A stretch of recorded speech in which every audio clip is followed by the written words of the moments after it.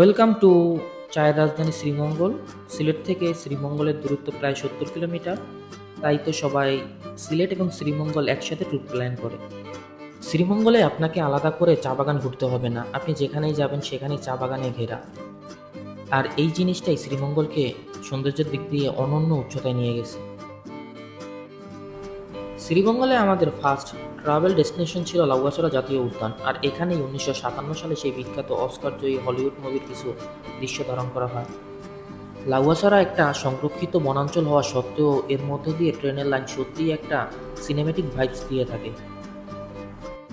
লাউয়াছড়ার মধ্যে যে একটি আদিবাসী সম্প্রদায়ের পল্লী রয়েছে এটা অনেকের কাছেই অজানা। লাউয়াছড়া প্রবেশের পর বাম সাইড দিয়ে 30 মিনিট ট্রেকিং করার পর আমরা পৌঁছে যাই খাসিয়া পল্লীতে। খাসিয়া পল্লীটি ছিল খুবই ছোট এবং well organized. This is one of the most beautiful roads in Bangladesh. এটা হচ্ছে লাউয়াছড়া থেকে মাধবপুর লেক যাওয়ার পথে। এই রোডটি আমরা কম বেশি সবাই রিলস আর ভিডিওসে অনেকবার দেখেছি। Let's enjoy the ride. All this time, I've been holding on so tight, 'cause all that I do was easy to use. So call my time, but you weren't really mine. Madhabpur যাওয়ার পথে আপনি অনেকগুলো চা বাগান দেখবেন। সবকিছু এত সুন্দর আর শান্ত লাগে যতক্ষণ না আপনি চা শ্রমিকদের কঠিন জীবনের গল্প শুনছেন।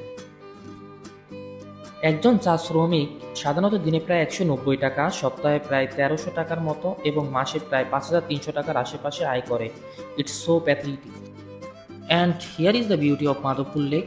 আপনি যখন উঁচু চা বাগান থেকে মাধবপুর লেক দেখবেন, it's so beautiful. Madhabpur lake Moulvibazar জেলার কমলগঞ্জ উপজেলায় অবস্থিত।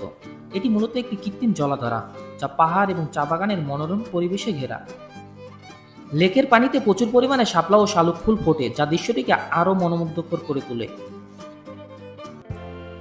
মাধবপুর লেক থেকে ফেরার পথে আপনি শ্রীমঙ্গলের সবচেয়ে সুন্দর চা বাগানটি দেখতে পাবেন, আর এটা হলো Nurjahan tea garden.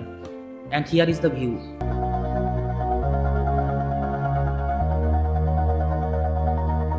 All this time, I've been holding on so tight, 'cause all that I do was easy to use. So call my time. Harinchhara golf মাঠ এটি মূলত খেলার জন্য উপযোগী একটা মাঠ হলেও এর শান্ত নিরিবিলি আর ছায়াঘেরা পরিবেশ ভ্রমণ পিপাসুদের জন্য এক দারুণ স্থান। এটা বাংলা নিউজিল্যান্ড নামেও পরিচিত। এই মাঠের কাছেই রয়েছে চোখ জুড়ানো হরিণছড়া চা বাগান এবং হরিণছড়া গারো টিলা এবং হজম টিলা। এটা হলো লাল পাহাড়। মাটির লাল রঙের জন্য স্থানীয়রা একে লাল টিলা বলে।